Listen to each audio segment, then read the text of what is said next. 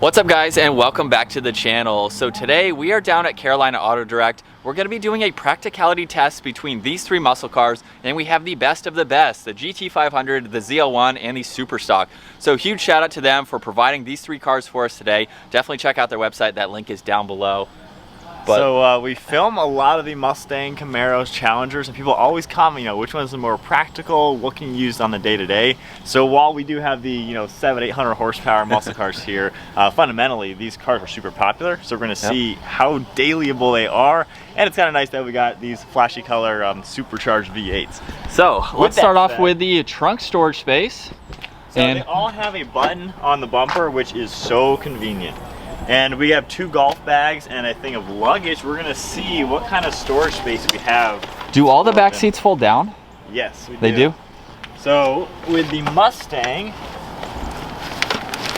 you can get a golf bag in here sideways. I don't know if you can get it the other way. And then onto the other golf bag, a pretty good size opening in here. You kind of just have to put it in at an angle. Wow, I'm impressed. Yeah, so two fit like that, and then the luggage will easily fit. Yeah, and you still have plenty of room for a backpack or two or something else in there. So yeah, Mustang, definitely practical car for sure. Onto the Camaro now. We think this is the smallest opening of the three muscle cars, so it's going to be interesting to see if the golf clubs can actually make it. Yikes. Are we? Yeah, we're pretty much there, aren't we? It's this overhang right here. My driver does not fit. Yeah. And I mean, I could take the driver around, the bag would fit, but you could put the club, on it somewhere, but yeah, technically you can't really get golf bags in here because of the driver. Should I take it out just to see? Might as well. We're doing all this work. So this would be kind of a pain in the butt. You're going to the range, and you got to take this one club out every single time, and it still doesn't fit? Wow. How do I get this in? Now the reason that we're using golf bags is usually that's kind of like the standard measurement for sports cars. They always advocate if you can fit a pair of golf clubs in the back, then it's going to be your daily driver. You can buy it because you can still do that. On the Camaro, it doesn't look like, I don't even know if you want to try that. I'll put the luggage in. Yeah. So you could go by yourself. It's gonna be a day by yourself. Yeah, it's just, it has a huge trunk. There's all this dead space, but yeah, this opening's so small. Well, dang.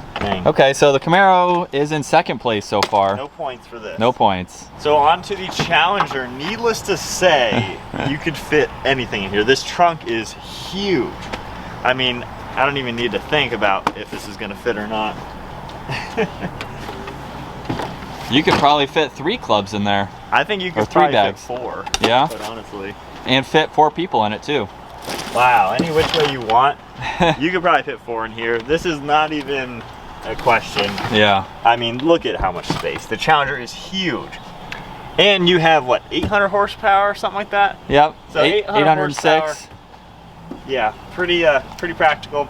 Challenger, first place, Mustang second.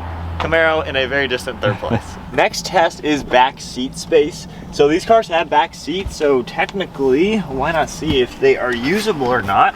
So I'm 5'11" and I have the driver's seat set at my height. This is not that bad, actually a little smaller than I was expecting. My head does touch the ceiling. I can't really actually sit up perfectly straight, but the seats themselves are pretty comfortable and squishy, and you get an armrest with cup holders. Not bad. If I slouch a little bit, I can use the headrest. I would not hate being back here for even maybe an hour road trip. So far, Challenger back seat space usable, and I can even get out on my own. All right, moving to the Camaro ZL1. So a little bit more narrow back here so far. And then getting in here, as far as amenities, we have a wireless phone charging mat, so that is nice to see. Although I already know this is probably the worst car, so I don't know why they would put that there. So with the driver's seat set at my height, my knees honestly are not too bad. Worst headroom for sure. The seat feels a little small, so I feel like I'm sitting like on my lower back. No armrests or anything. I would really not want to be in the back of this for maybe more than 20 minutes. It's usable, uncomfortable though, but usable. So far Challenger's better, and we'll see if the Mustang is gonna be the sweet spot in the middle or not. All right, on to the GT500. Kind of similar climbing back here. Really cool looking bucket seats, I will say, with the two-tone. Driver's seat is at my height. A little bit more legroom than the Camaro for sure. The seats are much more comfortable. Headroom is just as bad as the Camaro. One little armrest, nothing in the center. However, these seats actually fold down independent, so it's kind of nice for storage. So I think Challenger by far is the best. This one is decent. Camaro is worse, but nonetheless, they are all usable. And it just depends on who you got in the back seat. So for our next test, we're going to be doing ground clearance, 3-point turns, and backing up. So I decided to go to the POV angle so you can see what it's like from this angle, and then Brian is outside so we can get the head-on angle there, pulling out of this area here. I think we're gonna be pretty much similar with all the cars. That wasn't too crazy of an embankment there, but I didn't feel any of the wheels get off the ground or anything like that. So it definitely has the clearance to do that. Now, as far as doing this 3-point turn, the steering definitely feels very tight. I'm going to do my best to get all of the tires just to the edge of the grass there. So right about there. And like I said, it feels very, very tight, which is good for performance. For doing this 3-point turn, I'm going to have to do it one more time. So we'll see how the others stack up against this. And then as we pull back in, we shouldn't have any issues, of course, but just taking it nice and easy. And then as far as backing it up, like I said, it's a very tight turning radius, so we'll see if we can do this here. And it's not that hard. And we are back into our spot. Onto the ZL1, and this is the only manual in our fleet of muscle cars today, which really shouldn't affect it. Obviously it won't affect the ground clearance here, but I think it is probably the lowest. I think I felt that wheel maybe get off the ground slightly.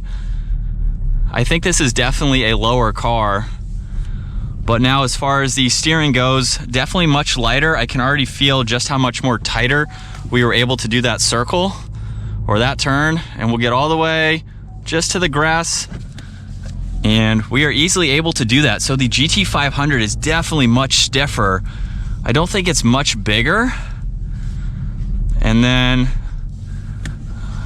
obviously from the outside there, you'll be able to tell that we were easily able to get back up that.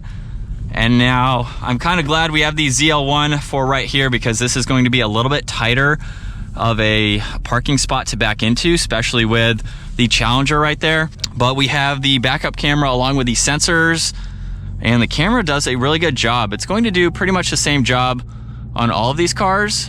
And I'm getting a little bit close just with the way that I had to pull in, but definitely much more maneuverable in a tighter situation like this. And last but not least, we are in the Super Stock, which I think would be the biggest of the three. You can already tell from the driver's seat here just how large this is with the hood.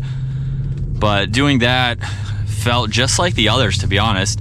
And then this is the only thing I'm concerned about. We have a tight turning radius for the size of this. So let's see if we can match the Camaro here.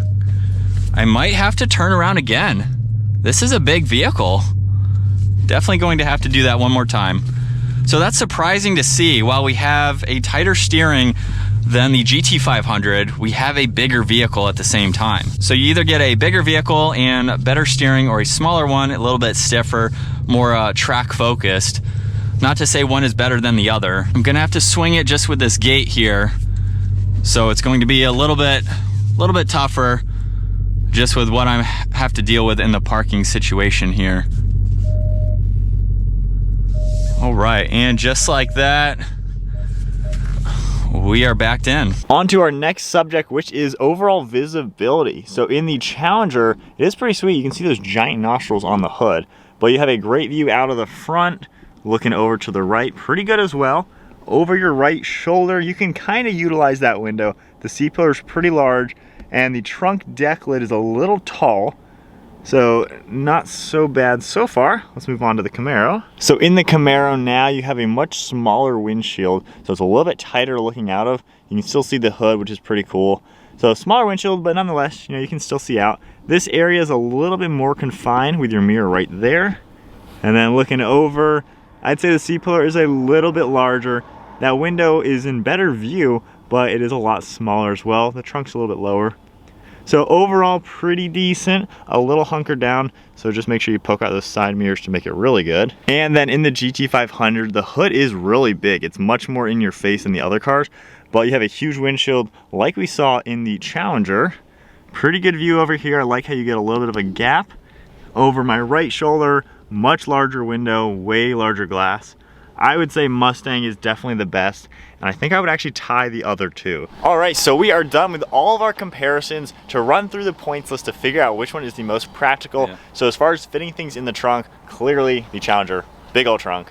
On to the next one, the rear seat space. Challenger again is better. Yeah. As far as ground clearance, I think they were all pretty much identical. Yeah, really. You got to see that from the outside. And nothing scraped, so they were all out that much away from scraping. It was a decent test for that area there. 3-point turn. GT500 is probably the worst at that. It has the best steering though for track and everything like that. Camaro was definitely the easiest turning, and with the Challenger I was surprised. It had better steering than the GT500, but it's bigger.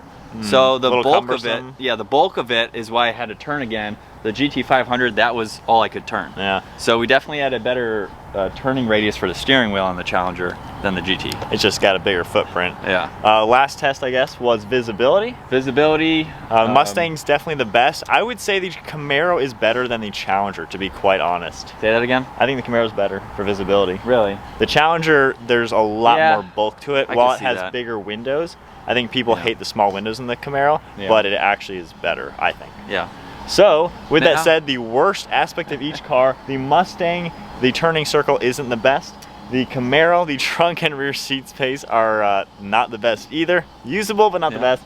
The Challenger, actually, I think kind of did better overall, but it's so big that you can only do so much. Yeah. So there you go, practicality of the king of the muscle cars. These three are very popular, ranging from the wimpiest versions to the big boys. So obviously a ton of people own these cars. They're definitely amazing dailies, quite honestly. Yeah, and we're not trying to pick them apart. You know, obviously we have 3 different options that you can choose just based on your needs. They're all great cars. We've been able to drive all of them and do reviews on them. So it just depends on what suits your needs best. We're just trying to go over, you know, how to drive them every single day. If you own one of these, comment down below. What have you packed in it? Yeah, what have you used? If this was a good test. I mean, that's kind of overall pretty practical cars. Yeah. But a huge shout out and thank you once again to Carolina Auto Direct for providing these awesome muscle cars. And we'll have full review videos of each of these cars down below. Check those out if you're interested.